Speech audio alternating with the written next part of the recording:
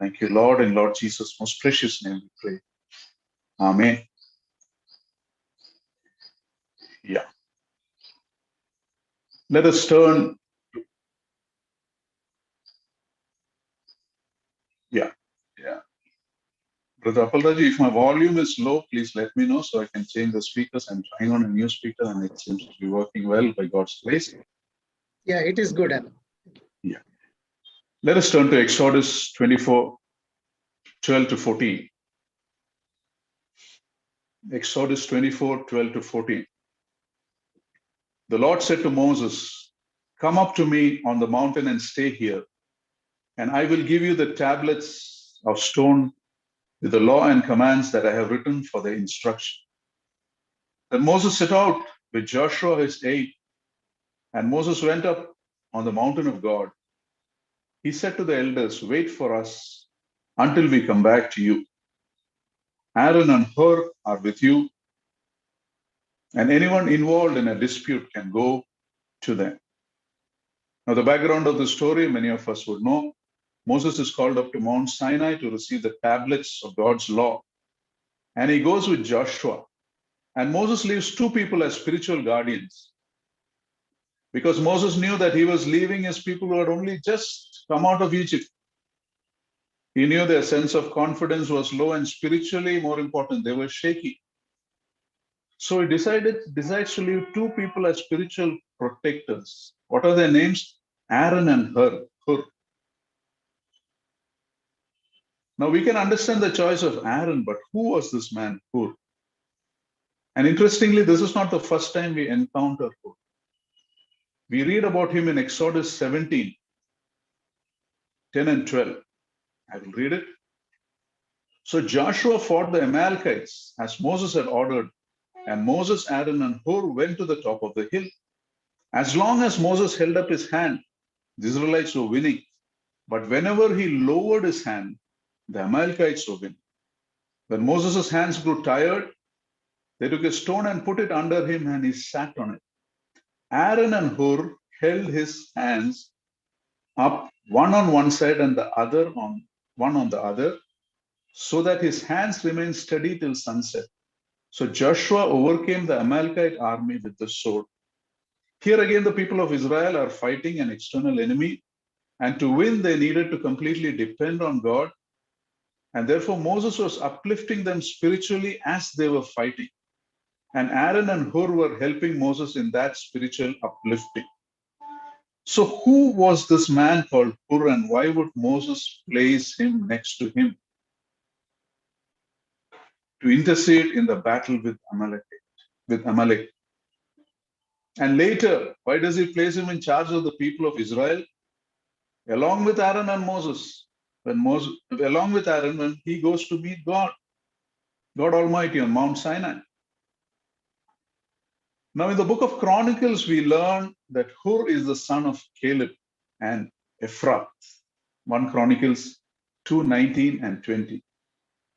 And Azubah died, and Caleb took to himself Ephrath, and she bore him Hur. Now, if you see the Jewish religious books, they tell us that Ephrath, who was Caleb's wife, was in fact Miriam's sister of Moses. Moses' sister. The Bible, however, is silent on this. Just for info, in case you're not aware, the two main Jewish religious books are the Torah and the Talmud. The Torah is the Jewish Bible, and it contains not just the 5 books of Moses, but it includes books like Joshua, Psalms, the book of Ruth, etc. That is a Torah. And Talmud is a compilation of the historical rabbis discussing and debating what the Torah means. To put it simply, Torah was one in which the law was written, and Talmud was the book of tradition. There is also something called as a Midrash, which is a commentary of Jewish scriptures. So now the Talmudic tradition says that Ephrath, wife of Caleb, was in fact was the sister of Moses. So if you consider all this information, then this man Hur was not only the son of Caleb, but also his mother was Miriam, the sister of Moses and Aaron.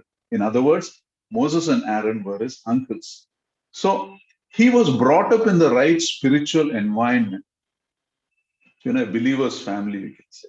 Serious believers in today's context. And the battle with Amalekites happened when he was a young man. His father Caleb himself must have been only in his 40s. So Hur may be in his 20s. And as a young man, it was expected that Hur would also be fighting in battles. But instead, he's chosen for spiritual things. Now, when is a person chosen for spiritual things? When you know that he's close to God, right? So Hur must have been close to God.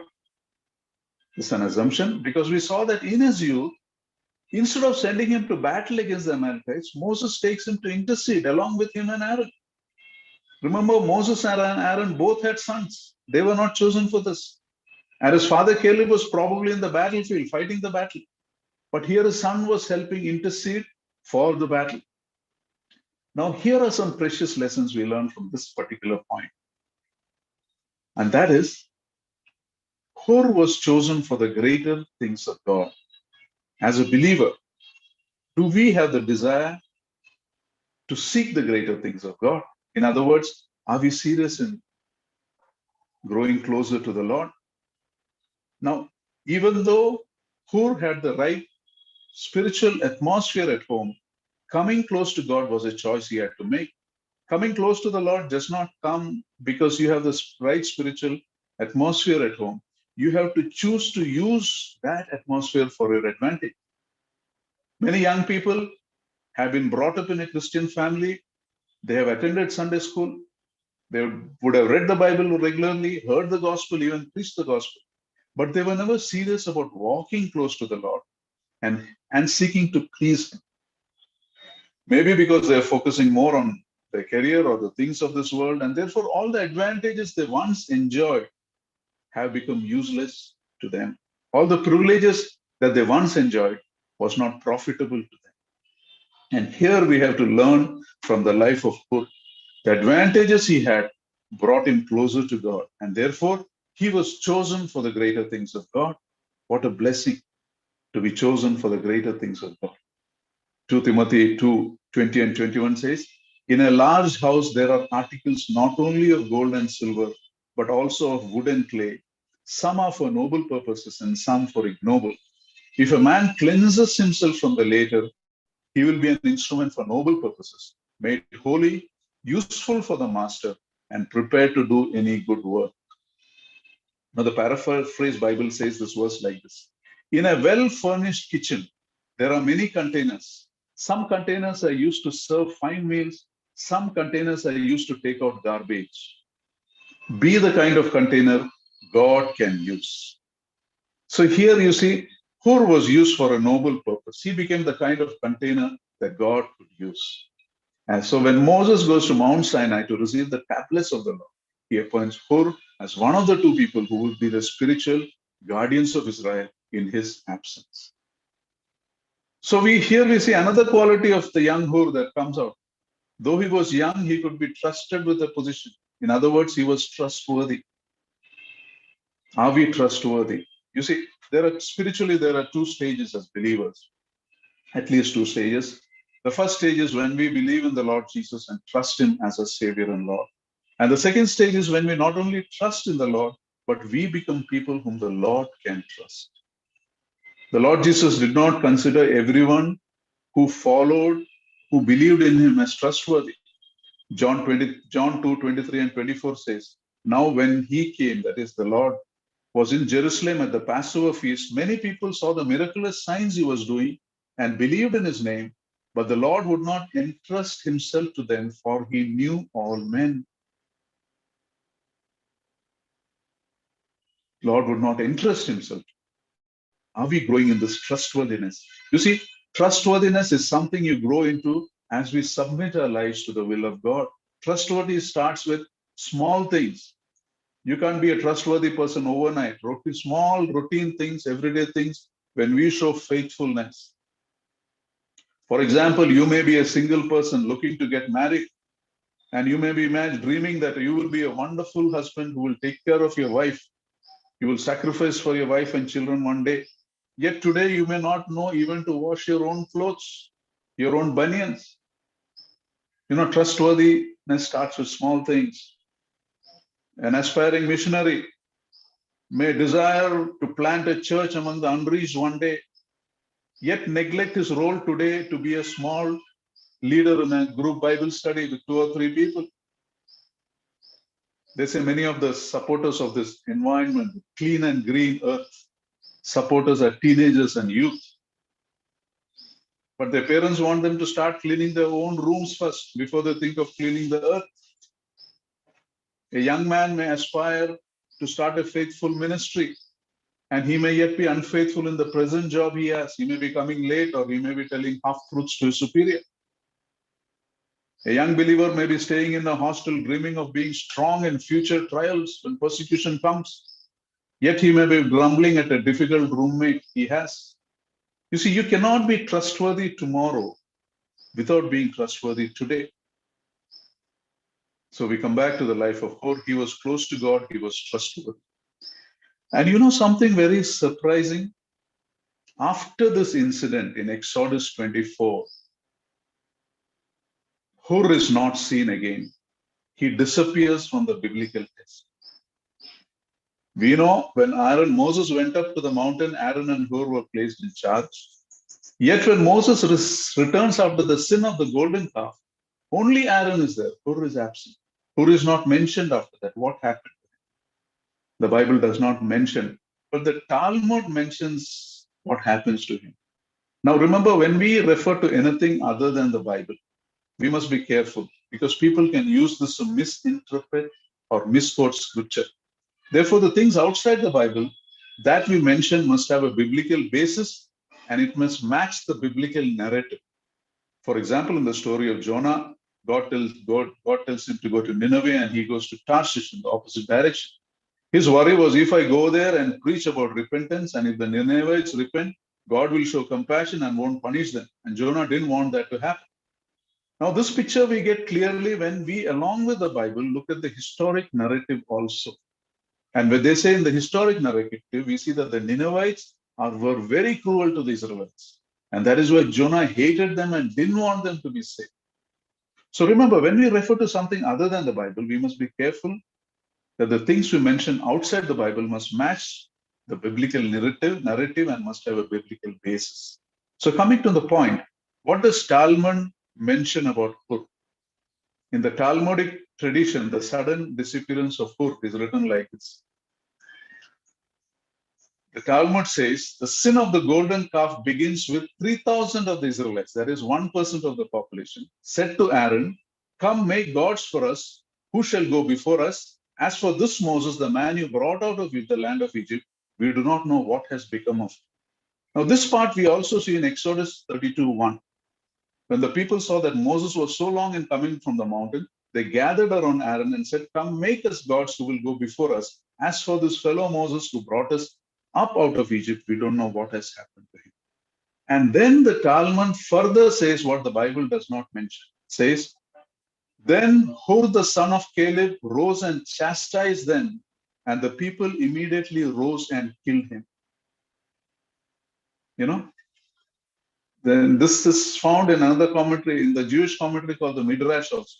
In that it is said like this: "At that moment, Hur rose against them and said, 'You severed necks, do you not remember the miracle that our God did for you?' And immediately they arose and killed him."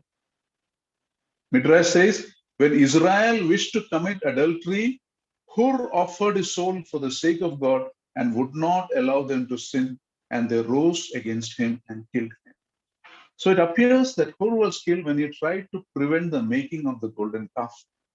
And the murder of Hur seemed to have frightened Aaron into agreeing with the demand to create an idol. Now, this connects with the biblical narrative. It kind of fills in the blanks because it answers the question why Hur is not mentioned again, and also why Aaron agreed to build the golden calf. I always thought, how could Aaron be so cowardly, easily agree to make the golden calf? But here we see the tremendous pressure that he would have been under, especially if Hur had been killed like this. Now here we see some more qualities of Hur that comes out, and the reason why he was called for spiritual things at a young age. He was faithful, He was courageous, he was unwaveringly obedient, and he was passionate for God's name. His zeal for God was so much that he could not stand back and allow this desecration to happen. He stood up against them and paid with his life. So this is the story of the son of Caleb, his brief life and his death not even mentioned in the Bible. But his legacy continues after his death. One legacy is probably the impact he made on Caleb, his father, though the Bible does not mention this. Before the Hur incident, nothing much is told about him, as I see. Maybe he was living an ordinary life, but it is probable that his son's death brought him very close to the Lord. I kind of emotionally connect with this because this is what happened in my life, but I'm speculating. Maybe this happened in Caleb's life also. You see, when the 10 spies gave a negative report of the promised land, it was Caleb who stood with Joshua against the whole assembly who were talking of stoning them. Numbers 14:10 says, the whole assembly talked of stoning them when they gave that report. Now here, see, the father is in a similar situation as when his son was killed. Now, will he stand firm or will he give in as Aaron did? And we see Caleb boldly stand along with Joshua against the hostile multitude. You see that in Numbers 13 and 14. And one Jewish commentator says like this, maybe he remembered his murdered son's courage and faithfulness and passion. And that gave Caleb the strength to take that stand for the Lord against this own unruly and threatening crowd. And Caleb went on to be a man whom God called my servant Caleb, who has a different spirit. He was bold for the Lord till the very end. And you see that spirit in Caleb, even when he is advanced in years. Then the Israelites finally reached the promised land after 40 years of wandering. Caleb is about 85. While Joshua was dividing the land among the tribes, Caleb approaches him with a request. And the scripture records a conversation like this. It's in Joshua 14:10 to 12. Caleb says, here I am today, 85 years old. I'm still as strong today as the day Moses sent me out. I'm just as vigorous to go out to battle now as I was then. Now give me this hill country that the Lord promised me that day. You yourself heard that the Amalekites were there and their cities were large and fortified. But with the Lord helping me, I will drive them out just as he said. See what an amazing attitude. Just think of it. At the age of 85, usually people are retired. They're looking to settle. Why would someone ask God for a mountain to conquer? That too, he wants a mountain where the Anakites live, the giants. The Anakites were so big that they caused the 10 spies of Moses to say, next to them, we look like grasshoppers. You see that in Numbers 13:33. It was almost as if Caleb was telling the Israelites, you remember those people whom you said we look like grasshoppers before them? I want that mountain. I want to conquer them. I want the place where they're living right now. Caleb was faithful till the end. Did the faithful life and courageous death of his son influence him? We can only speculate, but that is a real possibility and a lesson and encouragement for us. But another clear legacy that is left behind, the Bible clearly tells us that is in Exodus 31:21. The one chosen to build the tabernacle was Bezalel. Who was Bezalel? We discover he is the grandson of Hur. Exodus 31:21 says, see, I have called by name Bezalel, the son of Uri, the son of Hur of the tribe of Judah. You see, when the time came to build the tabernacle, God told Moses to appoint an architect for this work. And the name of this young architect was the son of Uri, the son of Hur. That means the honor given to build the home for God was given to the grandson of the one who stood to honor and sanctify God's name. You see, the building of the tabernacle, was a sign that the sin of the people in building the golden calf was forgiven. What it means is through the building of the tabernacle, the Jews were finally freed from the blemish of their sins at the golden calf. You know the meaning of the name Hur? It stands for freedom. It comes from the same Hebrew root word, chorin, freedom. Building a home for God was the rectification of their sinful behavior that pushed God away from them. In other words, Bezalel, the grandson of Hur, he provided the Jews with the freedom from their sins that included the killing of his grandfather. And that's the picture of salvation. Therefore, Hur's story ends not with tragedy, but with forgiveness and redemption. The life of Hur, though briefly mentioned, teaches us some amazing qualities for us to imitate as believers. What are they? Hur walked close to God. Therefore, he was chosen for the greater things of God. That is one. Do we desire to we desire to be part of the greater things of God, or just content where God has kept us? For that, we should walk close to God. The second, we see him faithful and trustworthy. He could be trusted with the things of God. It is one thing to say you believe in the Lord Jesus Christ. It's another thing to be a person whom God can trust in. Job, how did God describe Job? He challenged Satan with the life of his servant. Have you considered my servant Job? Satan didn't say, God asked that question. Or was faithful and trustworthy. Second, he was courageous.